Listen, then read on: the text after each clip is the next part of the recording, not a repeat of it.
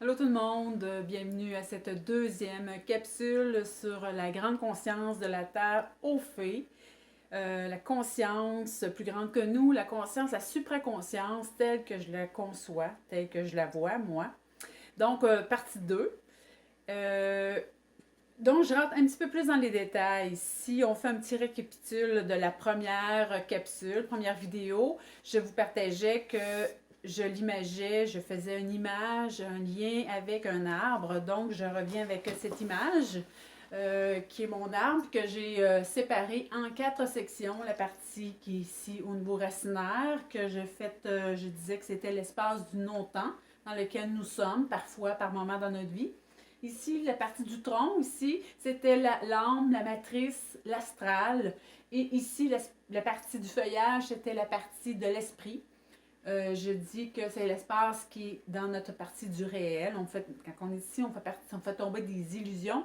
Et la partie plus grande que nous, c'est la partie de toutes les infinies possibilités, la partie des multiplans, l'univers.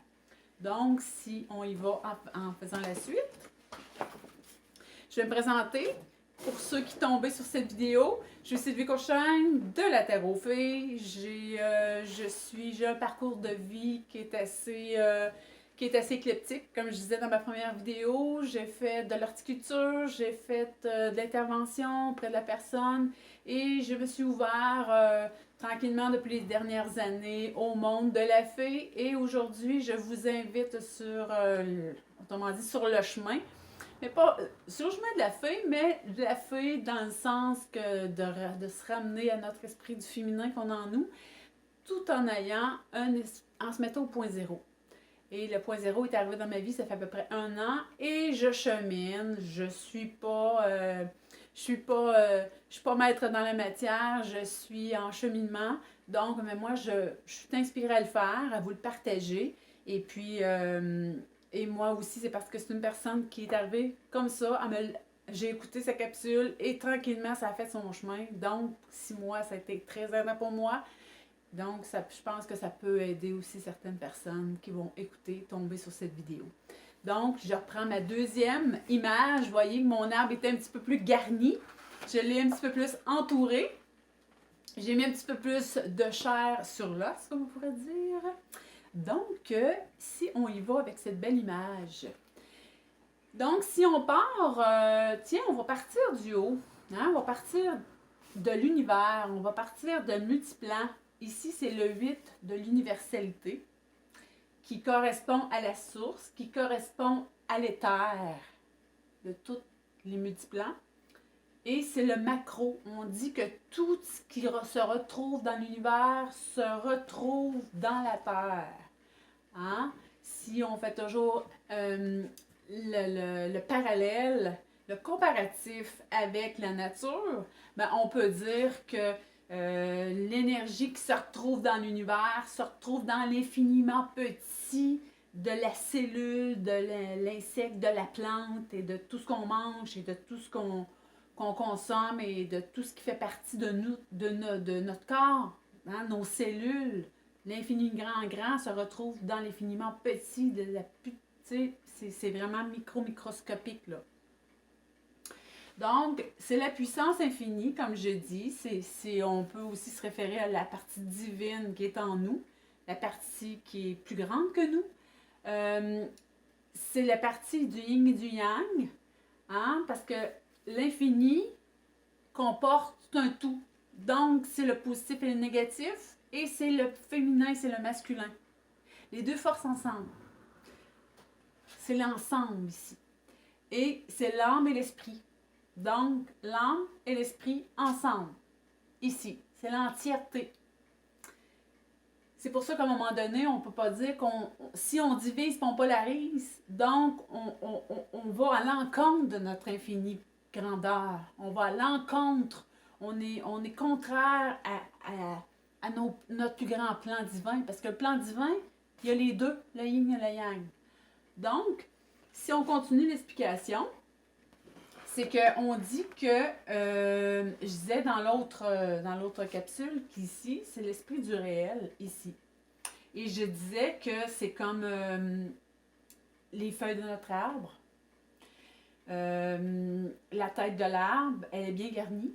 Hein? Que ce soit un érable, que ce soit un bouleau, que ce soit, si on prend les arbres à feuilles, un tilleul au printemps, c'est très, très garni au niveau de sa cime. Donc, un coup que c'est bien, bien complété au niveau de toute la pousse, de toute sa poussée printanière. On est en plein été, imaginez, on se couche en dessous d'un beau tilleul qui est en fleurs, qui sent tellement bon. On est à ses pieds et on regarde en haut et c'est tellement ombragé, il n'y a pas beaucoup de lumière qui passe. Imaginez-vous que vous êtes un petit peu comme ça ici. Vous vous couchez ici au pied et vous regardez en haut et c'est assez opaque. Hein, d'habitude, les arbres sont assez opaques.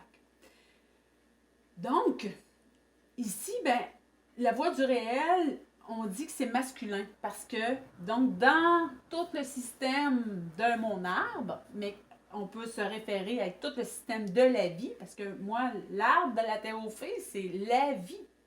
C'est l'image de la vie qui se fait aussi sur Terre présentement. Mais j'ai pris l'image de l'arbre parce que je trouve que l'arbre, ça définit très, très, très bien la puissance, la force, et en même temps, tout ce que nous, on est capable d'exprimer dans notre vie en tant qu'humain. Et un coup qu'on comprend ça, un coup qu'on a fait un petit bout de chemin dans la grande conscience, la supraconscience, bien, on se rend compte que c'est tellement pareil à la nature que tout se retrouve là. Donc, l'esprit du réel, c'est l'endroit où ce que, à un moment donné, quand on est sorti des schèmes, quand on est sorti du moule, quand on est sorti, rappelez-vous, dans l'autre vidéo, je vous disais, ici, c'est le moule, c'est le carcan. Un coup qu'on est sorti d'ici, ben ici, on est plus libre.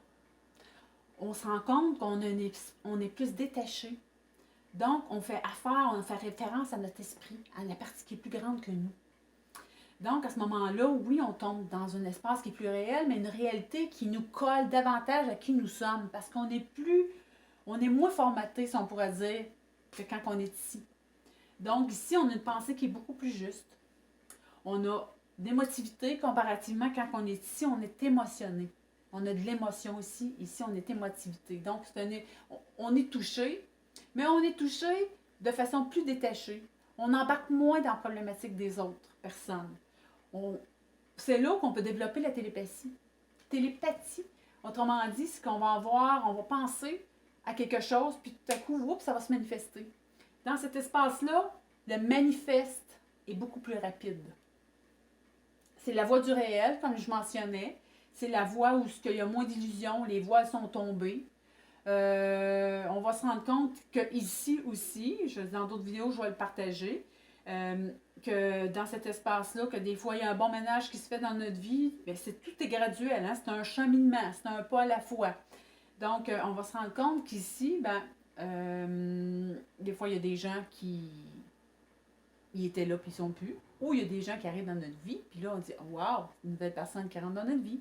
Parce que, pourquoi? Parce que tout part de nous, on est vibratoire. À un moment donné, on va se rendre compte, vous allez vous rendre compte que la lumière, c'est pas juste physique, c'est pas juste matériel, c'est aussi, c'est vibratoire. Donc, c'est la vitesse de rotation de nos cellules à l'intérieur de nous, autrement dit, un coup qu'on est plus libre, qu'on est plus on est moins pris dans des illusions, qu'on est moins enchaîné, si on pourrait dire aussi. Donc, nos petites hélices, nos petits taux de rotation après nos cellules tournent plus rapidement.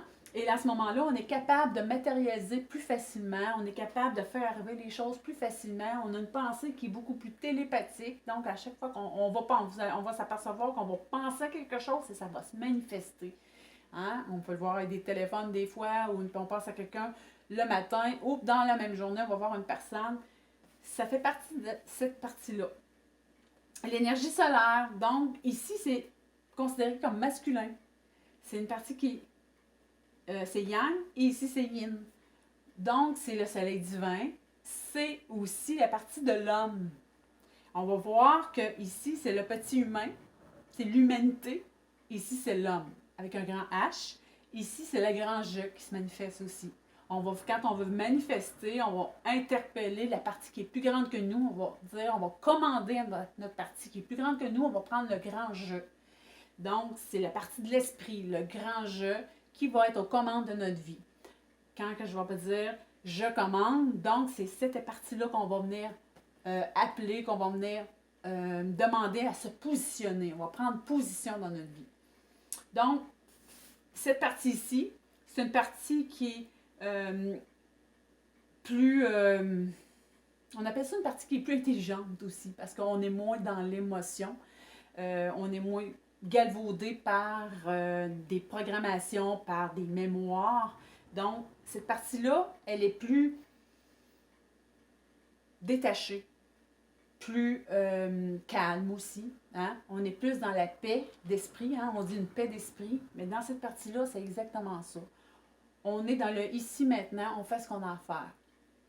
Si on va un petit peu plus en bas, j'aurais pu commencer par l'inverse.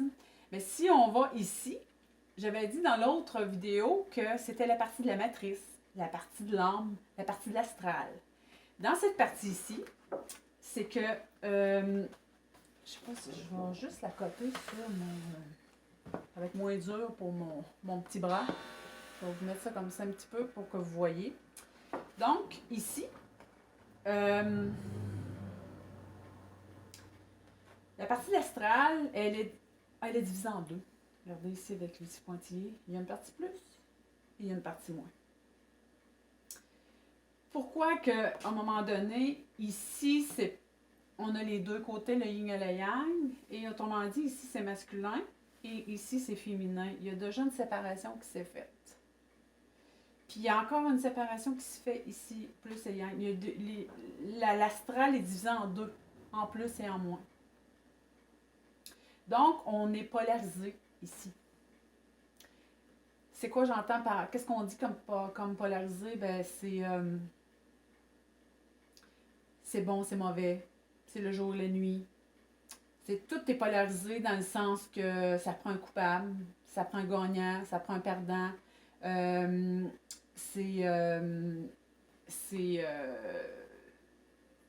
est au combat, ça prend une victime, ça prend un bourreau ici.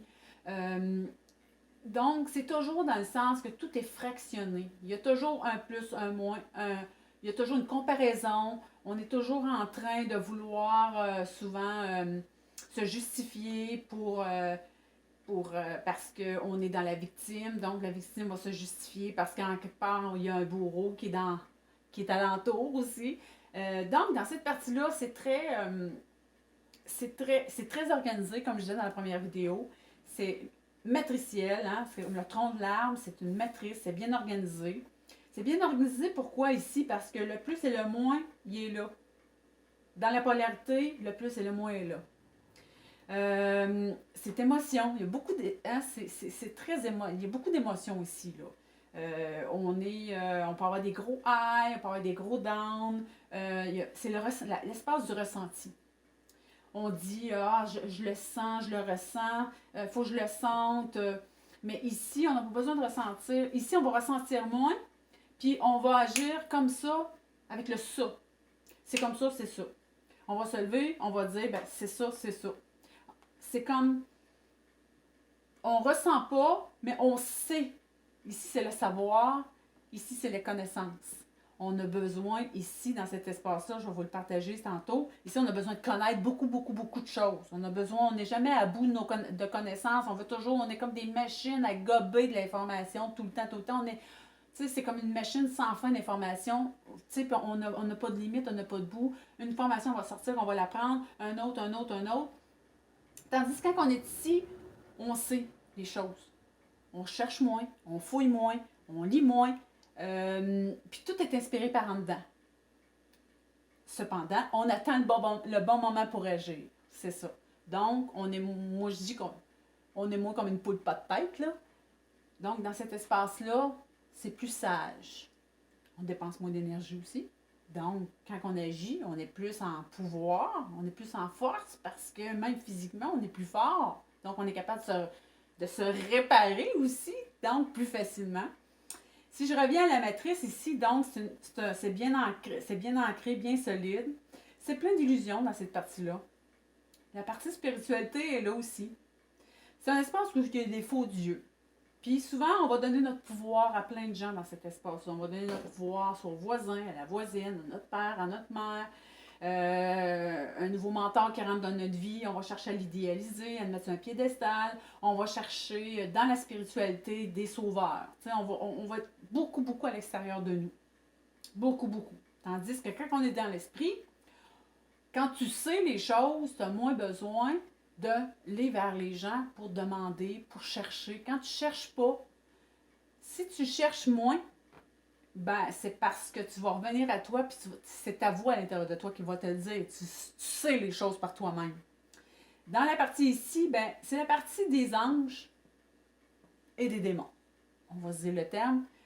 Du bon, du mauvais. C'est la partie aussi où il y a beaucoup, on prie. Donc, cette partie-là, donc, c'est le plus et le moins. Les moins bons, les bons. Ceux qui prient, puis ceux qui font ceux qui croient en rien, puis qui font à leur tête dans leur vie, puis on a l'impression qu'ils sont bien méchants, mais c'est comme ça. Donc,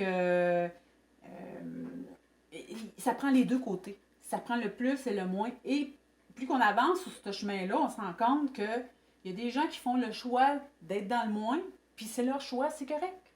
Si on fait le choix d'être dans le plus, c'est notre choix, c'est correct. C'est juste qu'à un moment donné, il faut s'assumer et dire, regarde, on revient à nous, on arrête de vouloir sauver l'autre qui est dans le moins. Si c'est son choix à lui, il reste là, puis c'est comme ça. Un jour, lui, s'il veut s'éveiller, ben ça va se faire, c'est tout. Comme je disais, il y a des brèches qui se font parce que la lumière passe, puis il y a des brèches qui se font parce qu'à un moment donné, il y a des programmations aussi qu'on enlève, hein, parce que ici, c'est la place aussi des programmes. Il y a des programmations aussi. C'est un monde de morts aussi. Tu sais, les morts, ben, s'ils s'en vont pas de côté, ben, ils restent pognés dans cette partie-là. Ils restent là, donc c'est un monde de morts. Puis c'est la matrice. Donc, tu décèdes, puis tu reviens ici, puis et le cycle recontinue. Ça peut être un petit peu difficile à comprendre, je l'avoue. Cependant, c'est pour ça que des fois, c'est bon de revenir pour comprendre. Et pourquoi que c'est plus puis c'est moins? Ben parce que quand on dit hein, la chute de l'âme, ben l'âme elle a chuté, elle a tombé ici. L'âme, c'est l'astral. Et puis, moi, j'ai souvent pensé que l'âme et l'esprit étaient pareils, mais c'est très différent. Moi, j'ai fait beaucoup de rêves, hein, parce qu'on peut être astralisé dans nos rêves aussi. Souvent, on va penser que on est illuminé, on a eu une illumination divine durant la nuit. Mais souvent, moi, ce qui m'est arrivé, je regarde mon expérience à moi, c'est que souvent, c'est des faux, un genre de faux rêve, faux dieu. Donc, l'astral vient jouer aussi dans nos rêves. Donc, c'est quand même important de ne pas consentir à ça aussi. À un moment donné, on prend notre pouvoir et on dit « Je ne consens pas à ce que je vois à l'avant de moi. Je ne consens pas à ce que j'ai rêvé cette nuit. Je ne donne pas mon pouvoir à ça. » Parce qu'on peut facilement donner notre pouvoir à des rêves aussi. Puis, donc, ça vient jouer à l'intérieur de ça aussi. Tout ça, c'est pour revenir davantage à nous, pour avoir une meilleure compréhension. Je vous le partage sous forme d'un arbre nature, parce que moi, c'est vraiment ma toile de fond. Mais d'autres vont vous le partager d'une autre façon. Mais moi, j'ai trouvé que de cette façon-là, je trouve que ça se présente bien, puis on le voit bien. On a la partie, comme je disais dans la première vidéo, ici, c'est comme c'est un faux temps, un non-temps. C'est un trou noir. Ici, en bas, donc, c'est la partie des racines. C'est une partie, c'est bien enraciné. Et puis, dans la première vidéo, je vous disais que les racines sont équivalentes à la cime de l'arbre. Donc, il y en a beaucoup des racines pour tenir un arbre comme ça. Hein? Un gros arbre, ça a des bonnes racines.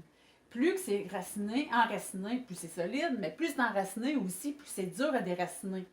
Donc, c'est comme nous dans notre vie. T'sais, si on a 25 ans, 30 ans, on commence à faire un bout de chemin sur nous, puis à cheminer, puis à vouloir évoluer, puis il y a plus de lumière qui rentre, autrement dit, dans notre vie, ben ça va être beaucoup plus facile parce qu'il y a un moins grand bagage, autrement dit, à harmoniser, puis à transmuter, que si on aurait 50, 60 ans. Donc, les racines sont moins... l'arbre, il est moins avancé dans son évolution. C'est comme nous, c'est la même affaire. Donc, ici, c'est un arbre qui est bien solide, qui est bien ancré. Donc, on peut présumer que il y a des bonnes mémoires aussi, hein? Il y a des bonnes mémoires ancestrales. Il y a aussi... souvent, c'est un... Quand c'est bien enraciné, bien ancré, ben, c'est du non-mouvement. Ben, hein, ce qui est bien enraciné, bien ancré, ben, c'est difficile à faire bouger. Hein? Ça prend une bonne... hein, ça prend, si vous avez déjà été en forêt, puis arracher ou sur votre terrain, arracher un arbre qui est bien ancré, ça prend de la bonne machinerie en tabarouette, là, puis puissante pour déraciner une souche, puis enlever l'arbre sur notre terrain. Hein.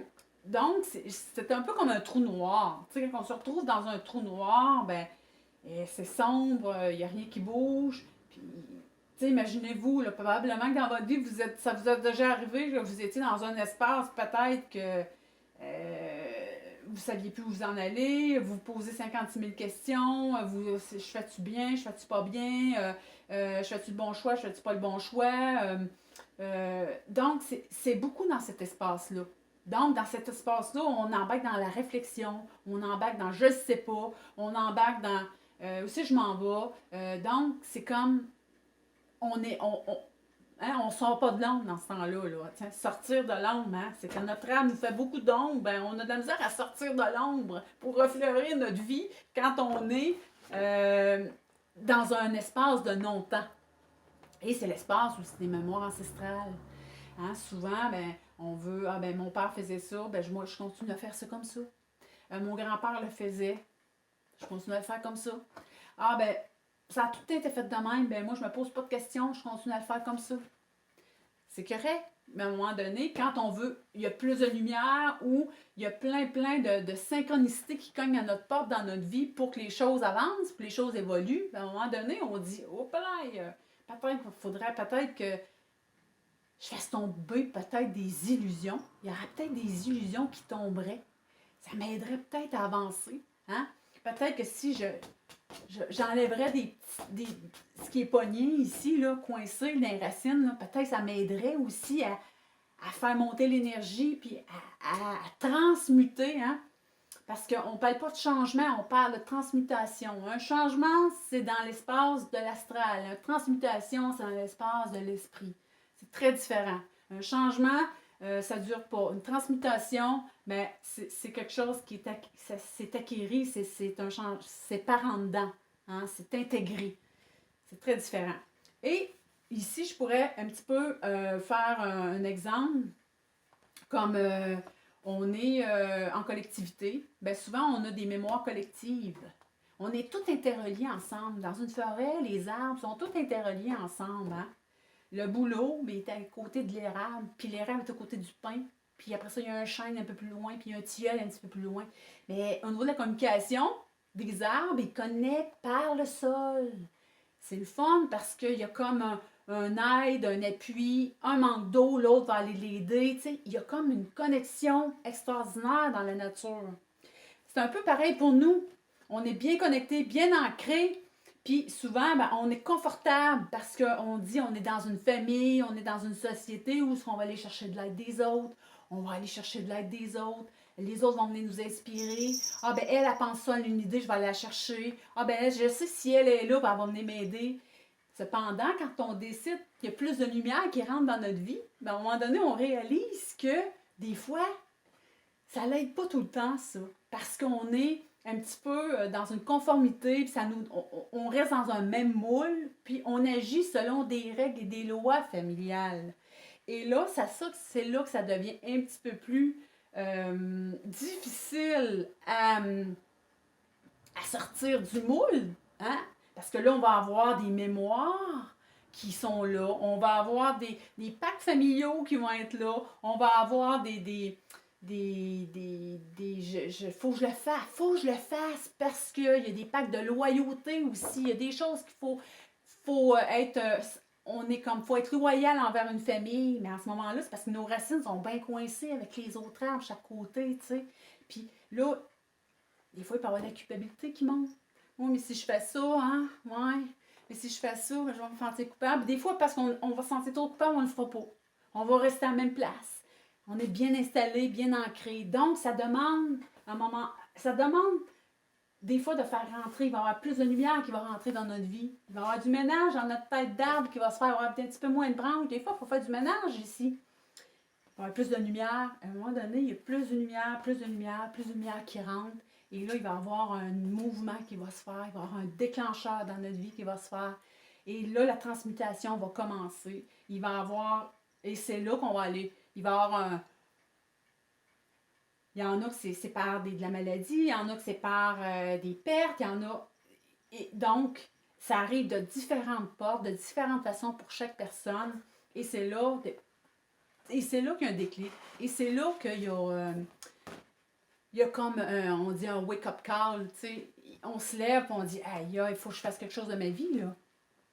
Mais c'est un petit peu à l'image de mon arbre, de la terre aux fées, que je vous l'explique. Très, très simpliste, hein, très simple, mais je pense que c'est une belle façon de l'expliquer. Puis on peut se ramener souvent à ça aussi. Et puis, donc, si je fais un petit récapitule, je vais repartir de la base ici. Donc, c'est les mémoires mortes. C'est un faux temps, un non-temps ici. Quand on se retrouve dans je ne sais pas, il y a toute la partie du sabotage aussi qui se fait. Je vais rester là aussi parce que mes parents m'avaient dit ça. Il y a toujours, ouais, mon père m'avait dit ça, mais je suis née pour un petit pain. Toutes ces programmations-là aussi, tu sais, on n'a pas le droit d'exister, nous, en tant que personne aussi. Il faut être en collaboration, il faut faire coexister la famille avec nous. C'est beaucoup les pactes familiaux, les mémoires de vie aussi. Hein, c'est tout ce qui nous tient solide, ancré dans la matière. Et il y a toute la partie ici, c'est comme avec notre tronc, c'est toute l'astral, la matrice. Et c'est un espace où tout est polarisé ici, le plus et le moins.